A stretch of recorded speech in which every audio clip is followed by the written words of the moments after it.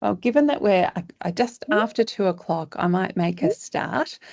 For those of you whom I haven't had the pleasure of meeting before, my name's Emma King. I'm the CEO of HumanAbility, and it is fantastic to be with you today. If I can begin by acknowledging the traditional owners of the land throughout our country and wherever you are coming from. I'm on the lands of the Wurundjeri people of the Kulin Nations, so I'd like to pay my respects to elders past and present and to emerging leaders and to any Aboriginal and Torres Strait Islander people who are with us today.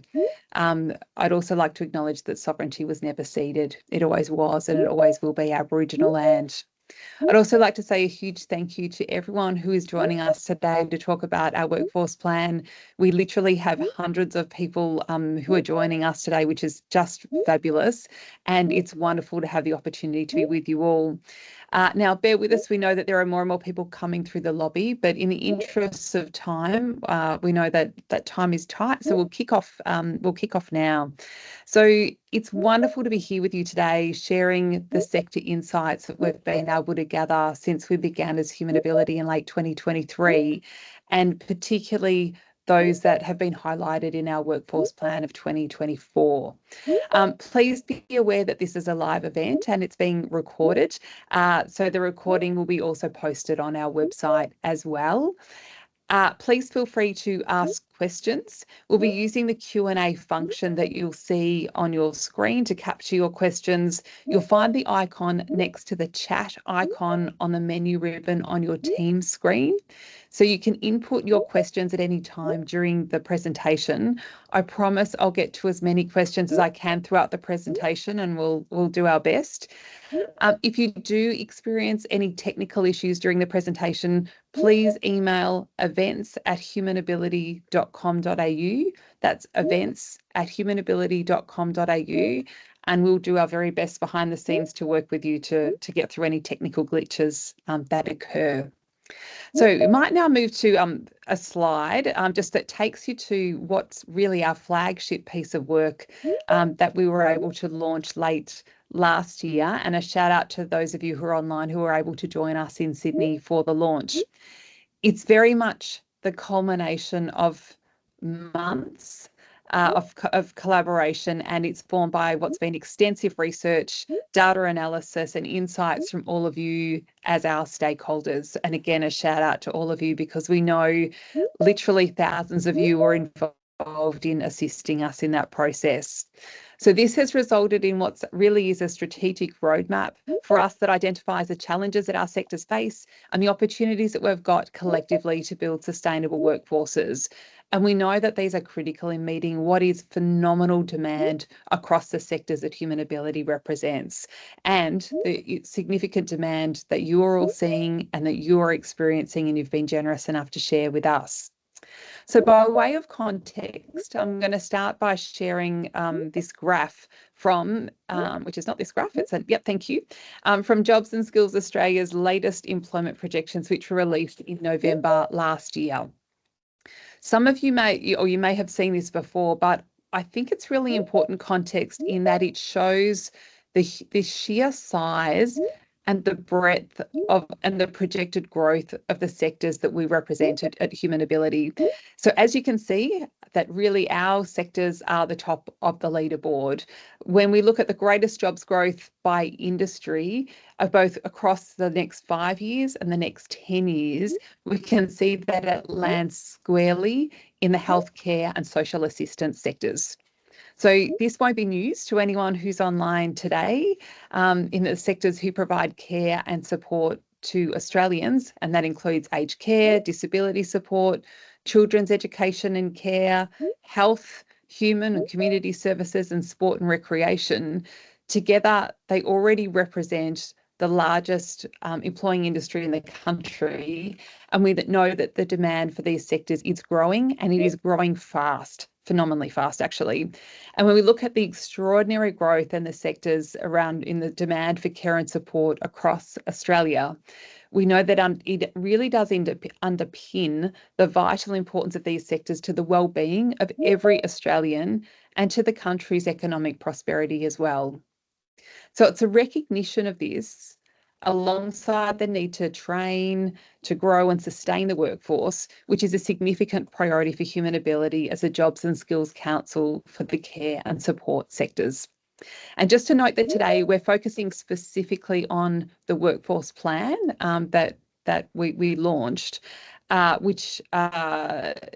we have a broad range of other work that is underway as well, which I'll touch on briefly, but it does include training and training products. It includes research and a range of other projects. As I said, I will touch on those more broadly, but just as a quick reminder, the 4 functions of a Jobs and Skills Council include workforce planning, which we're talking about today, industry stewardship, training product development, and implementation, promotion and monitoring. We are proudly tripartite as a Jobs and Skills Council, as all 10 Jobs and Skills Councils are.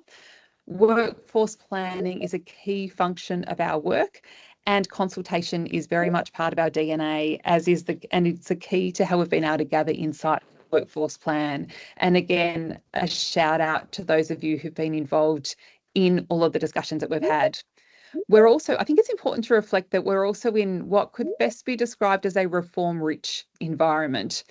There is so much underway in the broader skills and training ecosystem, as well as in the areas that we cover within our remit as HumanAbility, including multiple royal commissions, the issue around registration of employers and employees, the inquiry that the Productivity Commission is undertaking, and a raft of other examples as well. I think there's something like 30 federal initiatives underway, along with so many more across state and territory governments as well. And through this process, we've met and we've had conversations with well over 2,000 stakeholders through forums, through consultations, through workshops, and in other conversations as well. And again, for those of you who are on the line today and who've been part of those conversations, a really sincere thank you. And for anyone who hasn't been, please get involved, because we're really keen to be able to hear directly from you. So now on to our workforce plan for 2024. And this is one major step to develop and strengthen the workforce across the sectors that HumanAbility represents. So this is the first of our public workforce plans, noting that we will be presenting a workforce plan or producing a workforce plan every year. So this is an iterative process, and we plan to develop issues papers that are also going to sit alongside the workforce plan as we go forward. We know that there is so much work underway that we don't want to wait until one sort of set date every year to put in our workforce plan and have it published. We're really keen that we remain contemporary, our research is contemporary, and that we think there's a real need to be putting out issues papers as they emerge, rather than looking to put everything into the one workforce plan. We also know that this is in the context of there being quite significant recognition of the value of the work in Australia's care and support sectors more broadly, and that includes the importance of the workforce and the societal benefit through various government initiatives and pay decisions. But I think we also know collectively that there's much more work to be done. We know that the workforce shortages across the care and support industries are significant. And this slide shows about to show a slide that will show the sheer size of the student group that are currently undertaking our qualifications within the vet sector. And of course, there are many more qualifications across the higher education and training sector as well. So I did want to refer to those, because often as Jobs and Skills Councils, because we look at the training products that are in the vet system alone, but we can't consider these purely in isolation to those that are also within the higher education sector as well. And just it's worth noting that Jobs and Skills Australia did launch their tertiary harmonisation paper on Saturday, and we're going to drop a link, I think, in the chat function at the moment. So if you haven't seen that, you can have a read over that in your spare time as well. So in terms of our findings, so collectively our sectors, aged care, disability support, children's education and care, health, human services and sport and recreation represent over 20% of the national workforce, which is huge, and they're forecast to climb to 25% of the nation's workforce by 2034. So the pace and the size of the growth in our sectors and within the subsectors presents a range of challenges and a range of opportunities. And while there's nuances between the sectors or between the subsectors, and due often in times to differences within jurisdictional or geographic settings, there are also similarities. And many of these, they're both multifaceted and at times they're really interconnected as well. So we've grouped our findings into 7 broader workforce challenge categories. So when we look at these more broadly, we know that there's labour force shortages, there's skills gaps and shortages. We need to look at how we address issues around diversity and inclusion, training and qualification issues, the opportunities to really look more broadly at career and career pathway opportunities, policy and regulatory settings, and data deficiencies. So, of course, there are challenges that are sector specific, and we do explore these in our sector profiles, which you can find on our website. And we're also going to drop links to these into the chat function at the moment, so that you can see for each of the sectors that we represent, we've got an overarching workforce report, but there's also a sector overview. So you're able to jump, if you're interested particularly in one of our sectors, you're able to jump in and to have a look at that in greater detail. So I'm not going to go into all of the challenges, if you like, today, because I'd have to say I think probably everyone on this webinar is by and large very aware of all of them. But what's key to know is that we've heard loud and clearly about these challenges. They're reflected squarely in the 5 priority areas that we have for action, and the multiple initiatives under each that are going to be our focus over the next 12 to 15 months. And I'm going to step through these now. So going to our priority areas for action, we have a raft of these that are really priorities actually over the next couple of years. The first is to address workforce shortages and skills gaps. So we know that there is a pressing need when it comes to looking at more workers and targeted workforce strategies. And alongside that, we need to really increase the supply of skilled graduates and address current skilled shortages.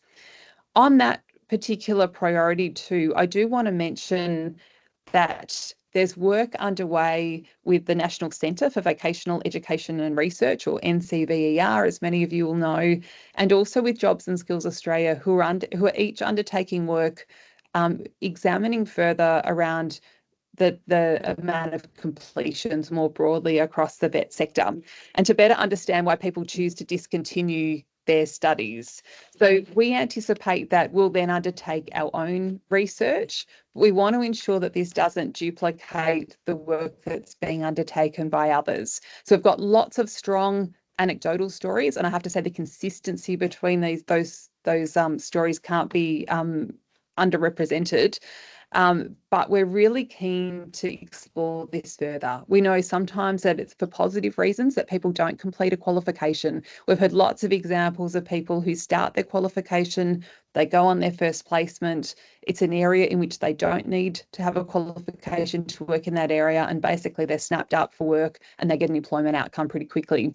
But we also know that there's often a negative reason as to why people don't complete, and that might come to something like going on placement for the first time and finding that because you can't continue your paid employment, a student simply doesn't have enough money to be able to continue to complete their qualification. So what we want to do is move beyond the stories and look at how we combine both anecdotal information along with quantitative and qualitative data, basically. So we're really keen to move beyond the anecdotal as well.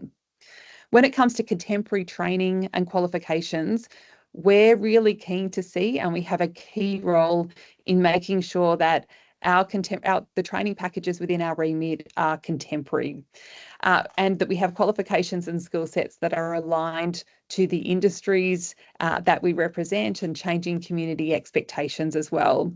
So for context as well, and I guess in terms of just setting some parameters here also, we've got 5 training packages within our remit and 110 qualifications within our remit.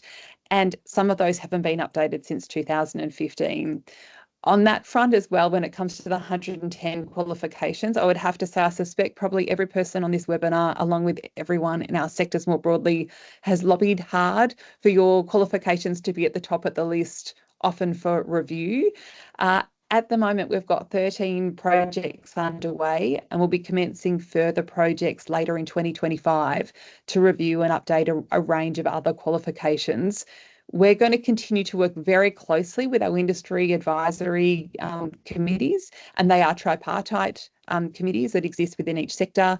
We'll listen to all of you in terms of taking feedback from stakeholders, and we're going to keep a keen eye on what's taking place in terms of government initiatives to really help us triage which qualifications do we need to look at first and why. So it's a hotly contested space, I promise you, but we're doing our best to really manage what I think is a really healthy tension within those around looking at how we consult, and we consult broadly alongside speed to market. So we're really looking forward to getting runs on the board, and you're starting to see the outcomes of that. But again, a huge shout out to those of you who've been involved in our training updates, etc. so far to date. The consultations really have been phenomenal, and we're incredibly appreciative of that.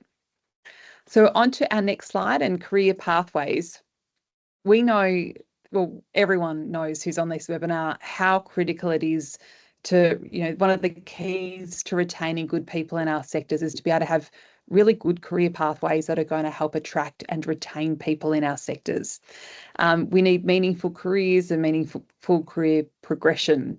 And an example of our work underway in this space is the Career Pathways project that's mapped the career trajectories of people who are working or have undertaken qualifications and are now working across aged care, disability services, or veterans care. So that work is well underway, and we're really excited that we'll be launching that soon. So do keep your eyes peeled, although we'll be promoting it far and wide as it occurs.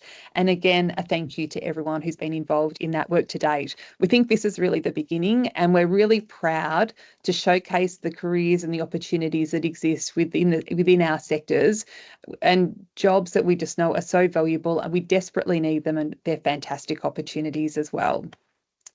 So on to our next slide around our diverse and inclusive workforce. Again, I think we all collectively acknowledge that at present, our sectors don't reflect the diverse experiences of those who use the services that are provided. At times they do, but as a broader statement, there's lots of opportunity, I think, to improve, and we know that we need to address this. So we're engaging at the moment with people who've got lived experience, and we're supporting for their voices to be heard and to shape changes in workforce and skills and training.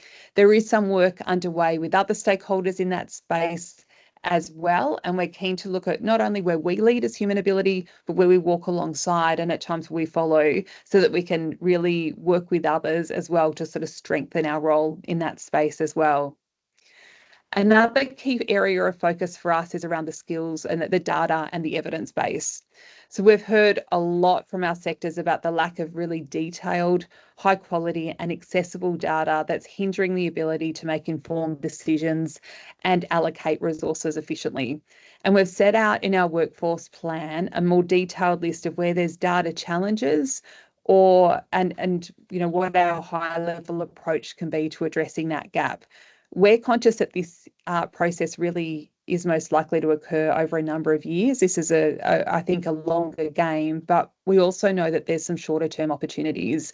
And on that note, we're also in the process of finalising a submission to Jobs and Skills Australia around their forward work plan, around in areas that we know data can be improved and where we think there's particular opportunities on that front. We'll share that as we submit that to Jobs and Skills Australia with their permission, knowing that we're submitting that this coming Friday. So it's work that's literally underway at the moment. Our next area of focus is around policy and regulatory settings that support the sector's workforce. And we know that we really need to look at how we influence policy settings to ensure that they continue to be informed by the current and the future needs of the workforce. So we're contributing to multiple consultations and programs that are aimed at improving these settings. And we're doing that, I think, with many people who are on the line with us today. So this includes the development of the skills priority list and the core skills occupation list. And I know there's lots of strong views about those. It includes qualifications reform design, and it includes the national vet workforce development. And we're really proud that we're undertaking one of the vet workforce development projects. and extremely appreciative to those of you who are joining from the vet workforce who've taken the time to complete one of our surveys or have participated in a focus group, because that's been really critical in getting us to where we are today. And capturing your insights and experience is really critical to that project as well. So so that's been really important. And then another area as well, just to pinpoint of where there's huge opportunities in this space, has been a key piece of work that was undertaken with Jobs and Skills Australia around the early childhood education and care capacity study. This was released a few months ago, and it outlined 28 key findings and 41 recommendations, with a key focus on addressing the urgent need for a larger and more skilled workforce. And I know many of you on the line who are in the early childhood sector were deeply involved in that piece of work. So again, thank you. And again, I think these areas highlight that while many of the challenges that our industries are facing are cross-sectoral, it's that balance of looking at what's cross-sectoral, and then where do we also need to look at developing what are sort of bespoke solutions that are bespoke and they're targeted, that are developed in partnership with each sector as well as with governments more broadly, so Commonwealth and state and territory jurisdictions, and also the training sector more broadly. So this brings us to the initiatives that we have underway at the moment, noting that I've kind of peppered them in alongside. I didn't want to read directly from the slides that you had in front of you, knowing that you're able to look at those directly. So as I mentioned earlier, we've got 13 qualifications, or we're reviewing 13 qualifications, and we really do invite you to be part of the consultation process for the consultations that are underway, noting that in a couple of cases, these are pretty much at the point of conclusion and are ready to be submitted to skills ministers, which is really exciting because we're really looking forward to people seeing the consultation that they've contributed to, really getting the sort of seeing the outcomes of those. And one example, just as a shout out, it will be around, we're anticipating the shift for if you're wanting to enter the diploma in early childhood education and care, looking at rectifying some of the issues that have existed in terms of how recently you'll have had to have done the Certificate 3 in early childhood education. So just by way of example. We've also completed the implementation review of the Certificate 3 in individual support and the Certificate 4 in disability qualifications. When it comes to the policy and the research initiatives, you can see there, and I'll just touch on each of these, it's crucial that we understand the key issues that we've identified in our workforce plan, and you'll see that we've got a series of research projects and policy engagement that we're going to continue to build on through 2025. So even though some of these areas have been released at the moment, there's a whole lot of work that sits beneath them that still needs to be underway. So you can see there the examples being Jobs and Skills Australia, the Early Childhood Education and Care Capacity Study, the development of the skills priority lists and the core occupation lists, the National Skills Taxonomy, the Qualifications Reform Design, the National Skills Passport. We've made submissions to inquiries and consultations to many, but just to call out a couple of examples, one is the Allied Health Workforce Strategy, where we believe it's incredibly important that the Allied Health Workforce study picks up allied health assistants as well as other allied health workers, and also the Nursing Workforce Strategy, and of course, as I mentioned earlier, to the Jobs and Skills Australia Work Plan.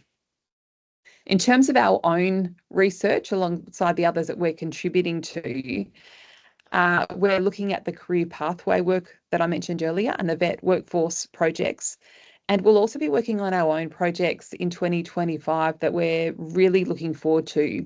Now, this is going to include areas such as earn while you learn models.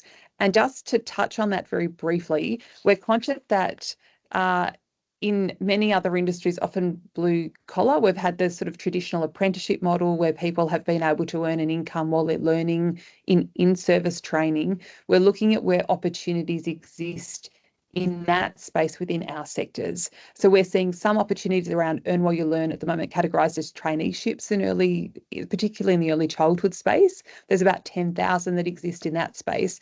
But when you go to the other sectors that fit within our remit, we go from being over 10,000 trainees to looking at we're literally in the hundreds, if not less. So we're keen to engage further to understand that more, but also looking at how do we have a wage that's high enough to enable people to continue to learn and combine sort of in-service training alongside other learning.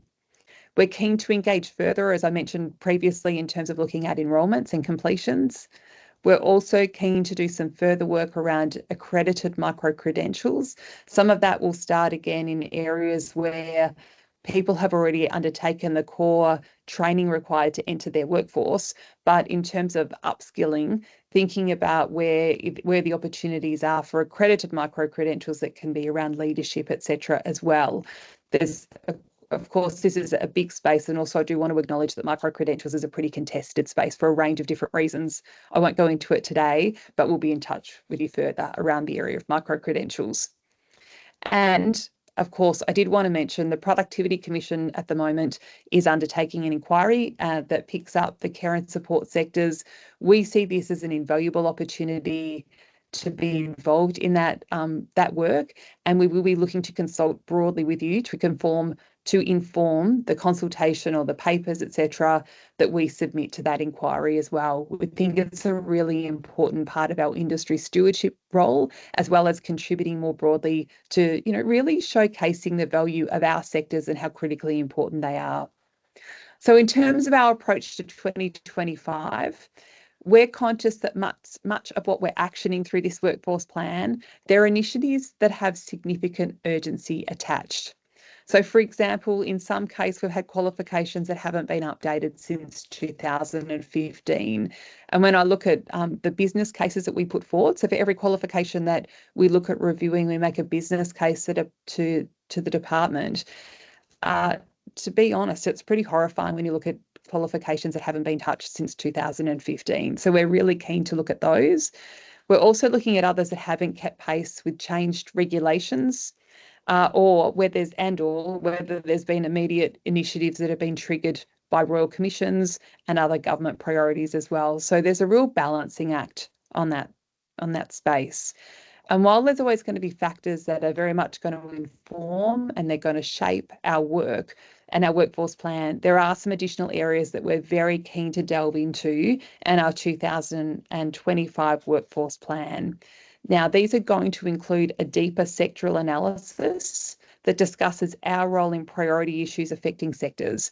So examples of that include registration when it comes to aged care and when it comes to disability, knowing that aged care is earlier work, if you like, than the disability work's probably a little further away. And again, in the early childhood education and care workforce by way of example. And we need to include commentary of and an analysis of the broader policy environment in that space as well. So we're acutely attuned to that, and that being a need for our next workforce plan.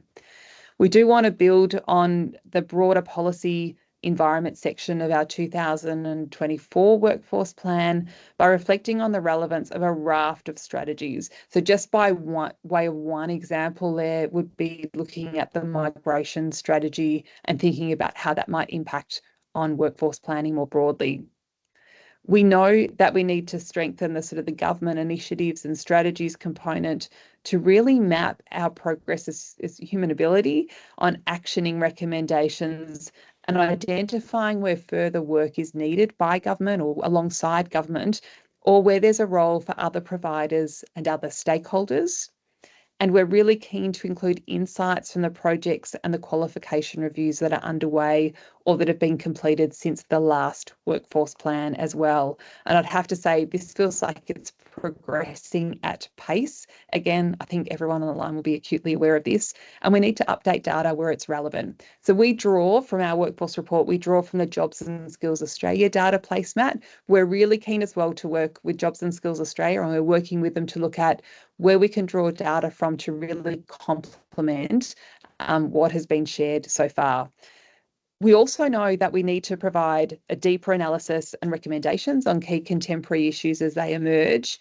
and we're wanting to deepen our understanding in each sector with issues papers. So we've developed the issues papers that were in this year, but we want to really dive further into having issues papers that are going to complement the workforce plan. So we'll continue with our sector deep dives, but we're conscious that rather than just having the workforce plan launch once a year, that we also have other timely issues papers that emerge throughout the year that then will lean in. So they'll be launched, but they'll be leaning into sort of additional work, the next iteration of the workforce plan. So that's going to include a raft of areas ranging from looking at diversity, the need and consideration for bicultural and bilingual workforce, Aboriginal community controlled organisation workforces, and a shout out to all our ACOs and ACHOs who are on the line, people with lived experience in the same, data challenges that our sectors face. And as we mentioned earlier, they are quite significant, and sometimes it's quite challenging to be able to distinguish between the data to get the true understandings that we know that we need, and also to really progress with the findings from the Jobs and Skills Australia Early Childhood Education and Care Capacity Study. We know that we've really got to look at there's a number of recommendations within that report that specifically mention human ability, and we're keen to really start progressing those. We have already started progressing those, but we're keen to continue in that space and really continue at pace. Some of the other issues that we've heard about from stakeholders that warrant further research and further analysis also include mandatory qualifications. And can I just flag on the line, we have heard that loud and clear. Worker registration schemes, again, we've heard it loud and clear, and the impacts of the Fair Work Commission wage rises. So we're hoping there's some real opportunities by virtue of the wage rises that have come into place, obviously thinking about aged care and early childhood education and care specifically, given those outcomes. And to think about how that's really going to assist us within the broader recommendations and analysis that have come forward. So we'll have a range of issue papers that come out periodically, and they'll be informed by very targeted tripartite stakeholder engagement that's going to inform our workforce planning, our training, and our qualification reform, and our advice to government, noting that we really value the very strong relationship that we have with government, both as our funder but also as a partner. This is genuinely, when it comes to our workforce plans, the workforce plans are genuinely iterative. And so we're going to continue to build on our last workforce plan. It's going to evolve. Your feedback's going to really make significant, have a significant input into each workforce plan as it develops. And we're going to continue to be out and about, and we're going to hold specific consultations on targeted issues as well. And one to absolutely shout out will be around the Productivity Commission submission as well. And alongside this is the ongoing reviews around the training product consultations that are underway, that are occurring across regional and capital cities, which we also encourage you to be involved in. And just on that, from all of the consultations that we've undertaken at HumanAbility, including from the very early days of the establishment of HumanAbility, we've been very, very conscious of holding consultations in a range of different ways and in a range of different places. So we've intentionally gone to metropolitan areas, regional areas, rural areas, and we've also made sure that we've run online consultations, because we want to make sure we're coming to wherever you are to hear directly from you, and also knowing that for a range of other reasons, having online forums is really important. It's not always possible to get to an in-place consultation. We want to make sure that consultation is in our DNA and we're giving every single opportunity that we can. So we're really looking forward to working with you. And I'm going to be guided by the people who are sharing spaces with me, but I think there's a few key questions that have already come through. So bear with me as I am those up. So the first question, and maybe if you take the slide down, Catherine, because I always think it's hard when you're just looking at a slide on a screen. So if you take that up, that would be great. The first question that's come through is, will we be going to the Northern Territory soon? So I promise you we will be in every state and territory, including the Northern Territory. Actually, we'll be in the Northern Territory, I believe. I'm doing this off the top of my head, so bear with me, but I'm pretty sure that we're there in March and April this year. I'm just looking down at a few notes actually on that front. I'm pretty sure I'm right around that. So we will be, because we'll be undertaking consultations around the community services, mental health and alcohol and other drug, and also the health service assistant training. So lots of work underway in that space, and we'll be heading to the Northern Territory for that.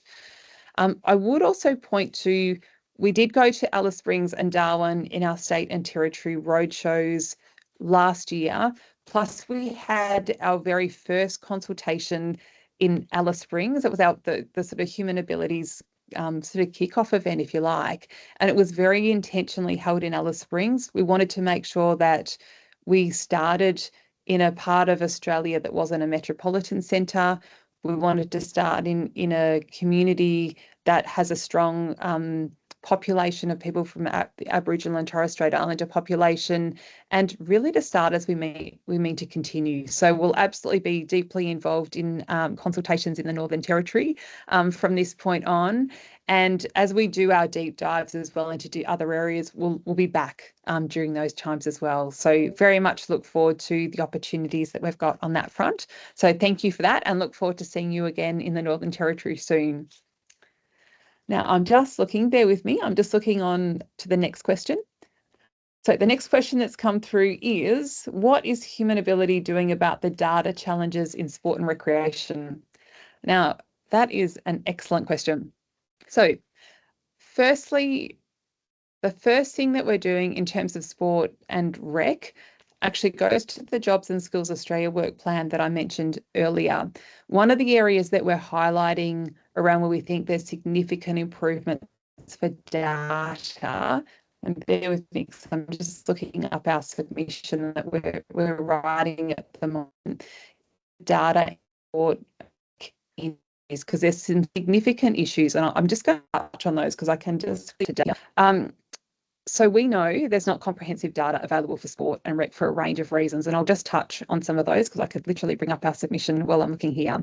So for example, when we look at what's been the ANSCO data, so I'll just draw on that terminology for the moment. So sport and recreation has been traditionally generalised at the sort of 4-digit level. So for example, what that's meant is occupations as broad as lifeguards and professional sports people have been classified as sports persons, which means that industry insights are really difficult to extract.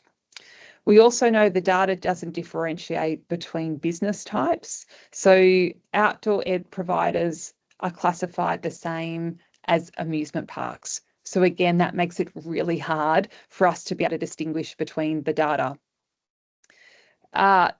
Because of seasonal and part-time work, which is significant in sport and rec areas, it also means that often people are classified under other industries, which means that the workforce is underrepresented when it comes to the census detail. And given that the Jobs and Skills Australia data placemat that we draw from our workforce report is reliant on that data, it means that we don't think we've got true data to draw from. And we also know that the regional and remote workforce dynamics are often misunderstood, despite the fact that it's often a key entry point for those workforces as well. So basically, we don't think the key data reflects where shortages are. And for all of those reasons, that's part of what we're writing to Jobs and Skills Australia at the moment, to ask them to take that into account in their workforce planning and hopefully to assist us in that. But you're right in thank you to the person who raised that question, because the data challenges in sport and rec are considerable, and I just want to promise you that we're on it, and we look forward to working with you to progressing that as well. I'm just going to jump to the next question. This one is no surprise either. So allied health assistants, and I mentioned this earlier, but I'll just touch on it again. So how is the allied health assistance profession represented in the workforce plan is the question. Again, poor Jobs and Skills Australia for listing. We are writing to you about that one as well. We know that allied health assistants are critical to the sector, and we have made a submission to the allied health workforce strategy, because we're concerned that we understand this at the moment the strategy isn't going to pick up allied health assistance. And I suspect that I can probably almost guess who might have put that question in the chat, because it's been an issue that's been raised with this, actually, well, mind you, by a number of stakeholders for good reasons.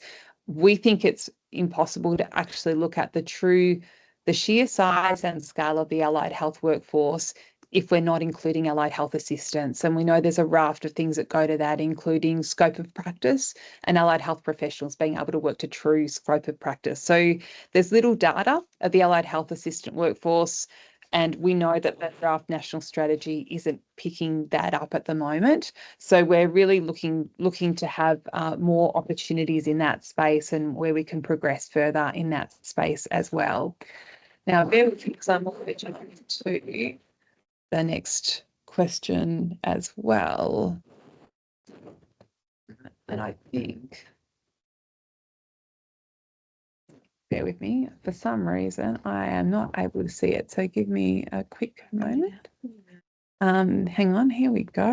Because the other ones, I know I've got it. Here we go. Yeah. Thank you.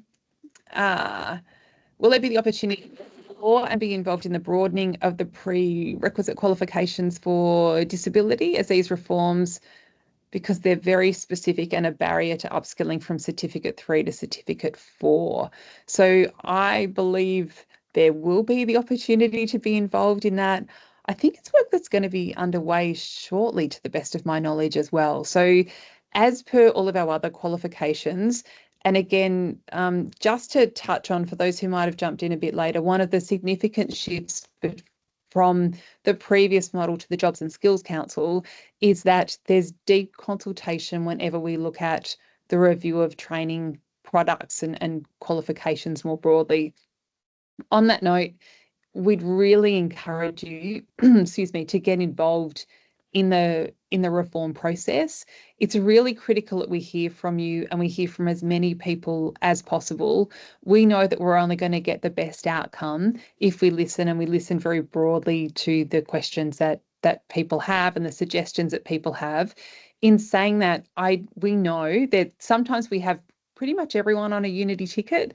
In other cases, we know that there'll be vastly different views.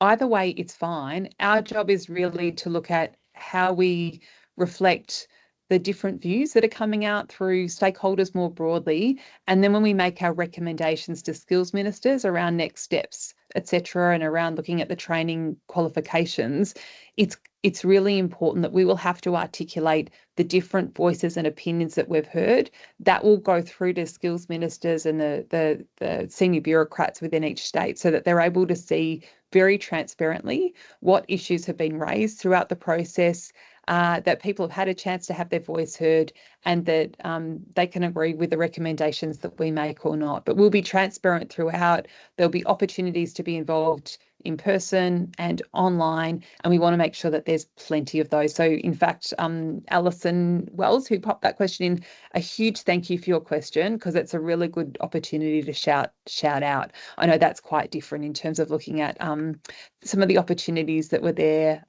prior. So someone else has just popped a question in to say they're representing on behalf of someone from the College of Health and Fitness. Can you record the webinar? Yes. So we mentioned at the very beginning of the webinar, and totally understand around availability, etc. But we're live recording this webinar. We'll host it on our website, and you're very welcome to share it. So sorry, I'm having someone make signs at me. So yes, it will absolutely be available, and we'll be very happy to share it with you as well. And please do feel free to share it with others. So you'd be very welcome to do that. So I think on that note, and knowing we're pretty much coming to the end of time, I think we've actually got to all of the questions, which is fantastic. So we're a little bit nervous about whether we would have the chance to do that. But can I say a sincere thank you again to everyone who's worked with us from the day that HumanAbility started, and for many of you to everyone who's continuing to do so. If you're not involved in our partner program, please do sign up. Please do get involved. We will only be better in the work that we do because of your involvement and because of your insights and your expertise. And on that note, a huge shout out to everyone who has been so generous in sharing their time, expertise and insights with us, and we're really excited to be working with you and doing more of this as we step forward. So thank you again. Have a wonderful afternoon, and we look forward to seeing you soon. Take care. Bye.